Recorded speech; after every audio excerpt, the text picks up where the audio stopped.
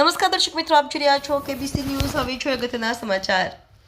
Ahmedabad division Viramgam ડેપોના સમાચાર. KBC news મારફત વિગતવાર સમાચાર જણાવીએ કે વિરમગામથી ઉપડતી 12:30 કલાકની વિરમગામથી મહાદેવનગર બસ ડ્રાઈવર કંડક્ટરના શોર્ટ શોર્ટેજના કારણે બંધ કરી દીધી.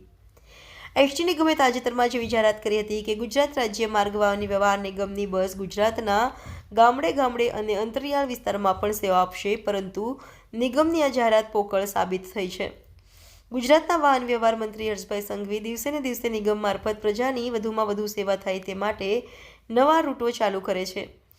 11 મહિનાના કોન્ટ્રાક્ટ બેઝ પર ડ્રાઈવર કંડક્ટરની સ્ટાફ શોર્ટેજ પૂરી કરવા નિવૃત્ત કંડક્ટર ડ્રાઈવર કંડક્ટરની ભરતી પણ કરી છે. Luxury, semi luxury, AC coach જેવી અદ્યતન બસ મૂકી પ્રજાની માંગ પૂરી કરવા પ્રયત્ન કરે છે.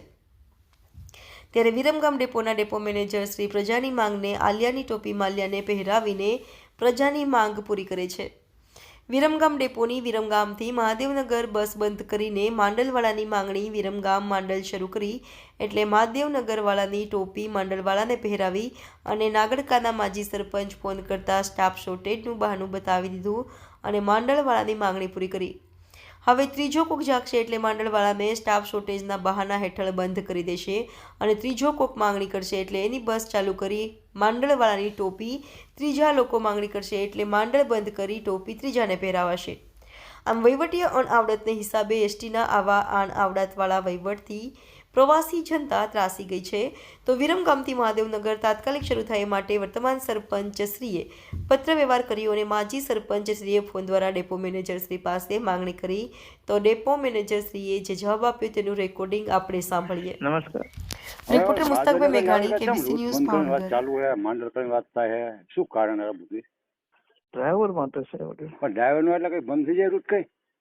ડ્રાઈવર માંડલ ચાલુ હે એમ નહીં. માંડલ ડ્રાઈવર કેમ તમારે સાહેબ કરવાનું હોય તો તમે કોઈ ડ્રાઈવર ને કરો. ડ્રાઈવર તમે કહો કાંઈ જા નોકરી કરીને જવું પડે, ની ફરજ છે.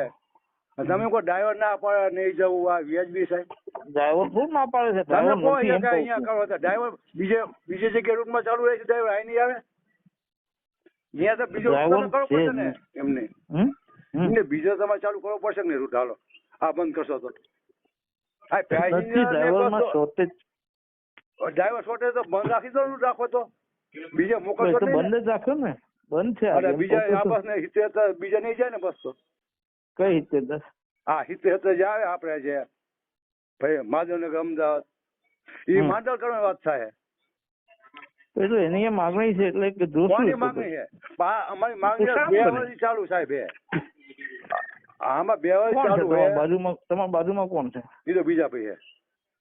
કોણ છે? આ તો 2 વર્ષથી સાહેબ ચાલુ છે અમારે બસ.